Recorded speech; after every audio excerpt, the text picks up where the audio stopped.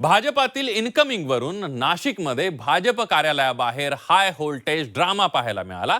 भाजपात ठाकरेंची शिवसेना, पवारांची राष्ट्रवादी आणि काँग्रेसमधील नेत्यांनी प्रवेश केलेला आहे आणि त्यामुळे नाशिकमधील स्थानिक निष्ठावंत कार्यकर्ते आक्रमक झाल्याचं पाहायला मिळतंय। कार्यकर्त्यांनी गिरीश महाजन यांना घेराव देखील घातला। आमदार देवयानी फरांदेंनी देखील या प्रवेशांना तीव्र विरोध केलाय, मात्र तरीही त्यांचा विरोध डावलून प्रवेश देण्यात आलाय। बघूयात नाशिकमध्ये कशा पद्धतीनं नाराजीचा हा हाय व्होल्टेज ड्रामा झालेला आहे। माझ्या डोळ्यासमोर जर कार्यकर्त्यांना बळी दिला जात असेल तर हे काही बरोबर मला वाटलं नाही। पण शेवटी आम्हाला पक्ष वाढवायचा आहे, त्यांना पक्षात घेण्यामध्ये मला वाटतं गैर असं काही नाहीये। काही दलाल आणि ज्यांचा काही स्वार्थ की आपल्याच घरात काही तिकीटं मिळावी या स्वार्थातून या सगळ्या विषयाचं राजकारण झालेलं आहे। प्रवेश केला म्हणजे तिकीट दिलं असं नाहीये। मला पण आश्चर्य वाटतंय की काल दुपारपर्यंत ते गुलाल उधळत, भगवा हवेत फिरवत, शिवसेना मनसेची युती झाली म्हणून जल्लोष करत होते हे की लोक। कसा विश्वास ठेवायचा कोणावर? ऐन महापालिका निवडणुकीच्या धामधुमीत नाशकात भाजपमधील अंतर्गत वाद चव्हाट्यावर आलाय। नाशिकच्या भाजपमधील इन्कमिंग वरून स्थानिक भाजप कार्यकर्ते, पदाधिकारी चांगलेच आक्रमक झाल्याचं पाहायला मिळतंय। आमदार देवयानी फरांदे यांनी देखील भाजपमधील इन्कमिंगला विरोध केलाय, मात्र देवयानी फरांदे यांचा विरोध डावलून मंत्री गिरीश महाजन यांनी विरोधी पक्षातील नेत्यांना भाजपात प्रवेश दिलाय।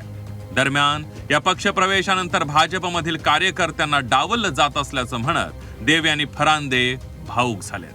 गैरवरून येण्याचं कारण महत्त्वाचं म्हणजे मी एक अतिशय सामान्य कार्यकर्ती आहे आणि माझ्या डोळ्यासमोर जर कार्यकर्त्यांना बळी दिला जात असेल तर हे काही बरोबर मला वाटलं नाही। जे आज पक्षामध्ये आलेले आहेत, पक्षाची वरिष्ठ पदाधिकारी म्हणून मी त्यांचं स्वागत करते, पण आज जे काही घडलं ते मला काही आवडलेलं नाही आहे। पण शेवटी आम्हाला पक्ष वाढवायचा आहे असं सगळीकडे आपण बघतात। सगळ्या लोकांना वाटतं आपण मुख्य प्रवाहात यावं, मोदीजींच्या नेतृत्वाखाली काम करावं, देवेंद्रजींच्या नेतृत्वाखाली काम करावं। इतर पक्षावर कोणाचा विश्वासच राहिलेला नाही। काँग्रेस कुठे काय राहिलं आहे, उभाटाचं काय राहिलेलं आहे, पवार साहेबांचं काय राहिलेलं आहे, आणि त्यामुळे सगळ्यांना वाटतं मग त्यांना जर वाटत असेल की या पक्षामध्ये यावं, मुख्य प्रवाहात यावं, तर त्यांना पक्षात घेण्यामध्ये मला वाटतं गैर असं काही नाहीये। मी अजून पुन्हा सांगेल की तिकीट वाटप अजून झालेलं नाहीये, त्यामुळे कोणी राग करण्याची अजून गरज नाही। जे कार्यकर्ते अनेक वर्षांपासून पक्षासाठी काम करतात त्यांना डावललं जात असल्याची भावना देवयानी फरांदेंनी व्यक्त केली आहे। तसंच आपल्याच घरात तिकीट मिळावं यासाठी प्रवेशाचं राजकारण सुरू असल्याचा आरोप देखील फरांदेंनी केलाय। दरम्यान यावर गिरीश महाजन यांनी देखील स्पष्टीकरण दिलंय। मी गिरीश महाजन साहेबांवरती अजिबात नाराज नाही।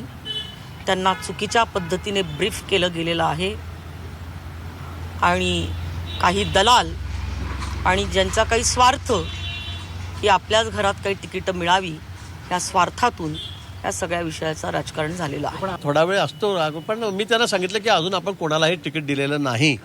असं काही प्रवेश केला म्हणजे तिकीट दिलं असं नाहीये। आता एकाच प्रभागामध्ये आम्ही 7-8 लोकांना त्या ठिकाणी प्रवेश घेतलेला आहे। मग सगळ्यांना कोणाला तिकीट वाटले का 8 लोकांना? मी त्यांना समजून सांगितलं की हा विषय आपल्याला मुख्यमंत्री महोदयांकडे, प्रदेशाध्यक्ष त्यांच्याकडे बोलता येईल। अजून सर्वांना विश्वासात घेऊनच तिकीट वाटप होणार आहे आणि म्हणून त्यांचा थोडासा गैरसमज होता की तुम्ही तिकीटच वाटप करता आहात। मला वाटतं वस्तुस्थिती तशी नाही आहे। वरतून बावनकुळे साहेबही त्यांच्याशी बोललेले आहे। कार्यकर्ते आणि पदाधिकाऱ्यांच्या विरोधामुळे पक्ष प्रवेशाचा कार्यक्रम काही काळ रखडला होता। भाजपच्या स्थानिक निष्ठावंत कार्यकर्त्यांनी कार्यालयाबाहेर पक्ष प्रवेशाला विरोध करत गर्दी केली होती। त्यामुळे भाजप कार्यालयाबाहेर पोलिसांचा चोख बंदोबस्त होता। तसंच गिरीश महाजन पक्ष प्रवेशासाठी दाखल होताच भाजप कार्यकर्त्यांनी घोषणाबाजी करत गिरीश महाजनांना घेराव घातल्याचं पाहायला मिळालं।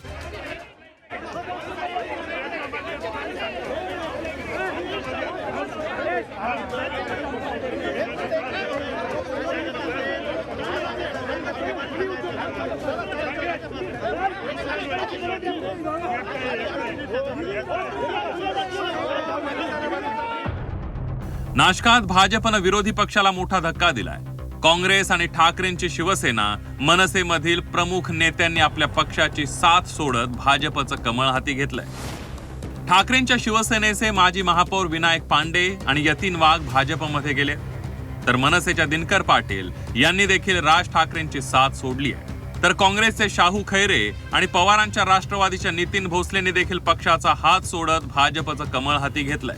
शरण असं नाही, केंद्रातील माननीय पंतप्रधान नरेंद्र मोदी साहेबांचं काम, तसंच महाराष्ट्राचे आपले लाडके मुख्यमंत्री देवेंद्र फडणवीस साहेब यांचं जे विकासाचं व्हिजन आहे ते सुरुवातीला कळत नव्हतं. आता ते खालच्या गाव पातळीपर्यंत ते विकासाची गंगा पोहोचली आणि त्याच्यामुळे सगळ्यांची इच्छा आहे की शेवटी तुम्ही सत्ताधारी पक्षात राहिले तर तुम्हाला विकास करते. वरिष्ठ पातळीवर आमच्या व्यथा ऐकल्या जात नाही आणि त्या व्यथा तिथपर्यंत उद्धव साहेबांपर्यंत पोहोचून देत नाही. हे सगळं कुठेतरी दुःख होतं, त्यामुळे आज मी बाहेर पडतोय.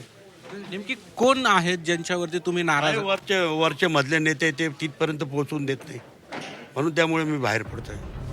मनसेच्या दिनकर पाटलांनी देखील भाजपात प्रवेश केल्यानंतर मनसेनं त्यांचं पक्षातून निलंबन केलंय. तर विनायक पांडेंनी उद्धव ठाकरेंची साथ सोडल्यानंतर संजय राऊतांनी त्यांच्यावर टीकास्त्र डागलंय. कालपर्यंत ठाकरेंची युती झाली म्हणून पेढे वाटत होते आणि आज अचानक भाजपच्या गोटात गेले, त्यामुळे कुणावर विश्वास ठेवावा कळत नसल्याचा टोला राऊतांनी लगावलाय. कालपर्यंत ते दुपारी 1 वाजेपर्यंत नाचत होते युती झाली म्हणून ठाकरे. नाही काहीच नाही ना. म्हणजे मला पण आश्चर्य वाटतंय की काल दुपारपर्यंत ते गुलाल उधळत, भगवा हवेत फिरवत, शिवसेना मनसेची युती झाली म्हणून जल्लोष करत होते हे लोक. कसा विश्वास ठेवायचा कोणावर? नाशिक भाजपमध्ये झालेल्या इन्कमिंगवरून हाय व्होल्टेज ड्रामा पाहायला मिळाला. स्थानिक पदाधिकाऱ्यांसह देव आणि फरांदे यांनी याला विरोध केला, मात्र तरीही भाजपात विरोधी पक्षातील नेत्यांना प्रवेश देण्यात आलाय. त्यामुळे भाजपमध्ये अंतर्गत वाद सुरू झालाय. नगर परिषद चंद्रपूरमध्ये भाजपला धक्का बसला, त्यावेळी देखील सुधीर मुनगंटीवार यांनी भाजपमधल्या इन्कमिंगवरून पक्षाला घरचा आहेर दिला होता. काँग्रेसनी त्यांच्या नेत्याला शक्ती दिली, आमच्या पक्षाने माझी शक्ती कमी केली. या जिल्ह्यामध्ये गडबाजीला पोषक वातावरण निर्माण होईल हे आमच्या पक्षाच्या धोरणात दिसलं आणि त्यातून मग 10 नगरपालिकेमध्ये आता आम्ही झटका हा अनुभवला आहे. आम्ही जे सूत्र पक्ष म्हणून जिल्ह्यात अवलंबलं की शनी शिंगणापूर नंतर आमचा एकमात्र पक्ष असा आहे की ज्याला आता दरवाजाच ठेवला नाही, कोणीही येतो. नगर परिषदेत भाजपच्या कामगिरीनंतर आधी सुधीर मुनगंटीवारांनी भाजपमधील इन्कमिंगवर बोट ठेवलं होतं आणि आता देव आणि फरांदे यांनी देखील जाहीर नाराजी व्यक्त केली आहे. त्यामुळे नाशिक पालिका निवडणुकीत या नाराजीचा भाजपला फटका बसणार की फायदा होणार हे पाहणं महत्त्वाचं ठरणार आहे. योगेश खरेसह सागर गायकवाड, झी 24 तास, नाशिक.